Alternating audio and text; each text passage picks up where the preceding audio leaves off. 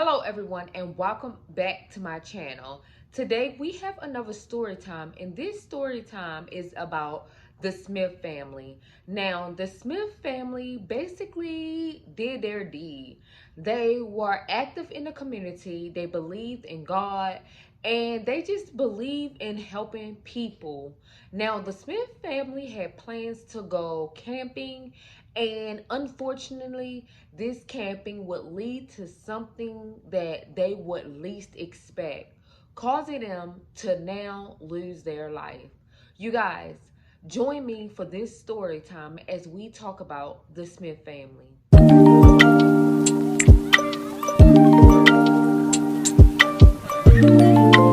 Ryan Smith grew up in a Christian household in a suburban neighborhood in California.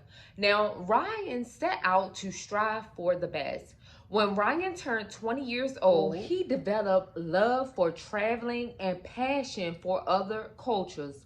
So Ryan set out to travel. Ryan wound up traveling to Baku, if I'm saying it right, Baku, to just develop his passion and learn their culture. Meanwhile, Ryan also grew a passion to make rugs. So he also wanted to do a rug weaving business. I mean, Ryan already had it set and planned out. So Ryan lived there for 3 years and then he moved back in 2005. Now, Ryan met Laura in 2005. Laura had the same exact passions about traveling and Christ, and they just believed the same stuff. So they grew fond of each other and they basically started dating. Now, Laura was a school teacher, and Laura and Ryan had the same beliefs. They believed in helping their community, they believed in loyalty, they believed in Christ. They had almost everything in common. Now, Laura and Ryan would eventually started dating, and it was just getting more and more serious. Now, Laura Joy would soon become a Ryan Smith wife, and they decided that they wanted to venture off and start their own business, weaving business, because of course Ryan enjoyed, weaving. And so they decided that they wanted to start, the venture. And basically that's what they did.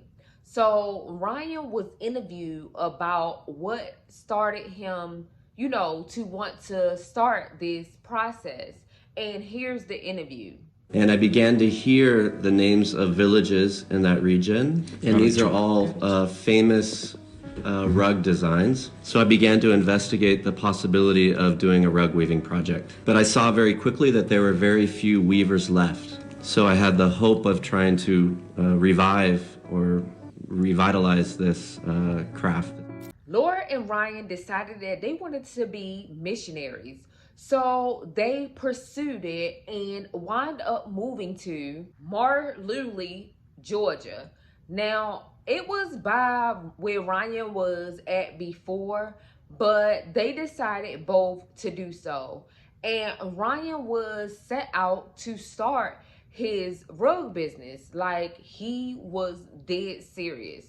And basically, they decided to join a tight niche community that believed in the same culture. Now, Ryan would soon create Rewoven, which would be his rug business, and he would set out to find women that, do rugs, like weave. Like, he set out to find these people that could help him make these rugs. So Ryan was dead serious, and he wanted as much of the community to join in as possible, offering opportunities for mothers that needed jobs or needed to feed their children. Like, he provided a lot of women these opportunities. Now, meanwhile, Laura was a teacher in that community. So Laura taught public schools. So they both, Ryan and Laura, kept their passion going. Now, basically, Ryan and Laura would soon try for their own family. And unfortunately, they lost their daughter that was 9 days old. And it sent a whole spin. Like, they was devastated that they lost their daughter. And they would soon try 3 more times, you guys, and she would have a miscarriage every time. So they were like devastated and wore out, but they did not stop.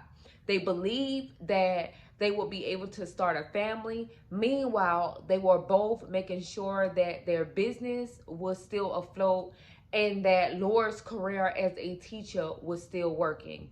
They were there to serve their community. They would later become dual citizens of the US and Georgia. Now, they would finally try again to have or start their family. And fortunately, they wound up having a son named Caleb. Now, Caleb was warm, loving hearted, and he was a split image of both of them. Laura, the everybody loved Caleb.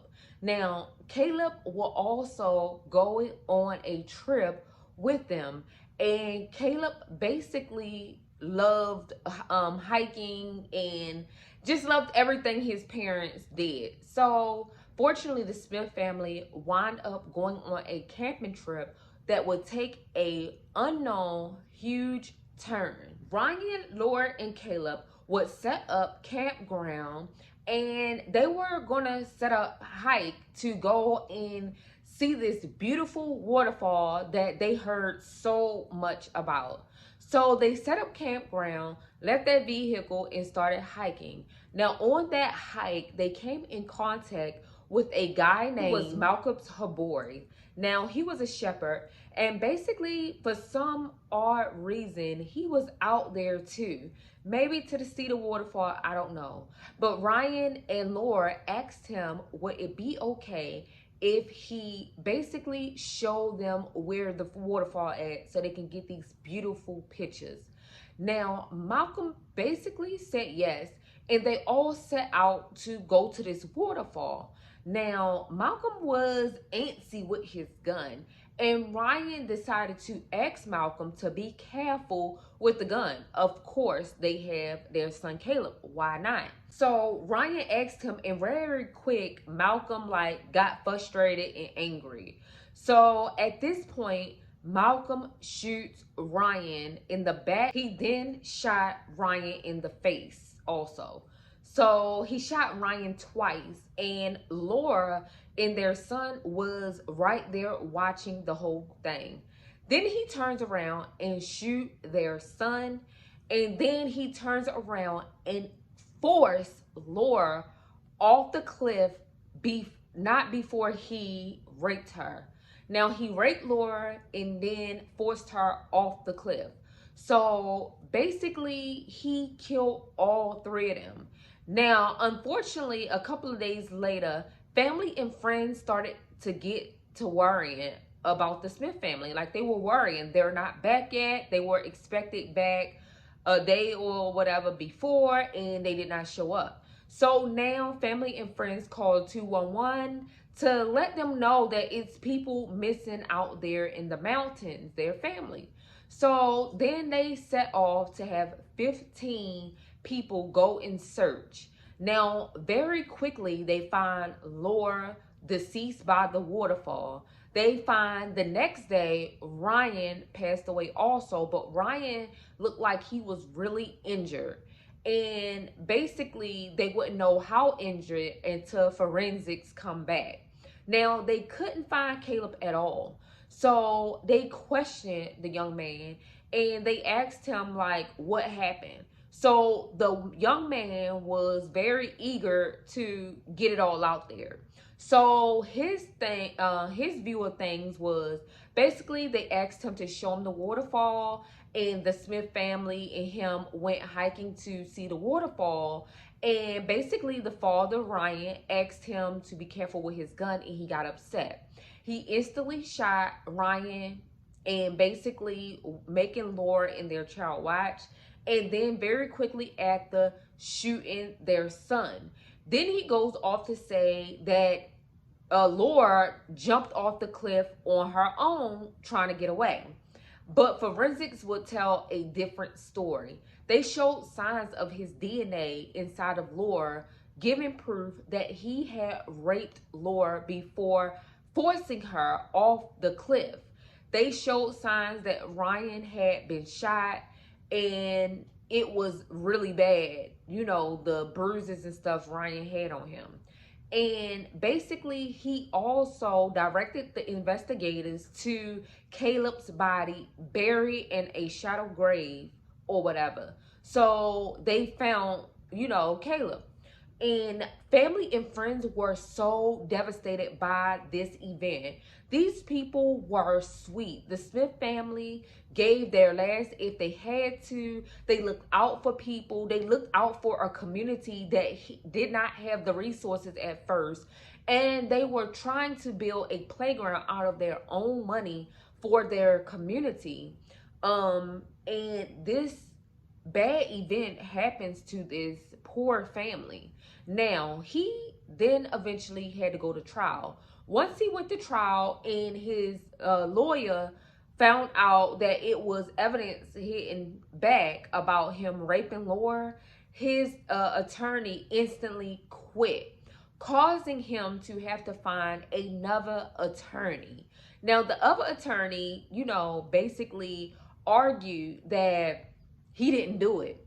Now he wanted to change his story, and he said that basically it was two foreigners that killed the Smith family, and he was just a witness. They wouldn't buy that because, of course, your DNA is in Laura. So now they're like, and the jury wouldn't have it. After 4 hours, the jury came back and found him guilty of all charges.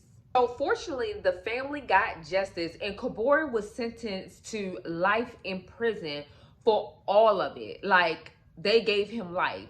And Kabori family was instantly devastated. They felt like that wasn't the right justice, like he didn't get the right, but people, family, friends, and also the justice system said that this was the correct punishment, and they did not feel sorry for this family. This family had a nerve to literally cry in court after they sentenced him to life.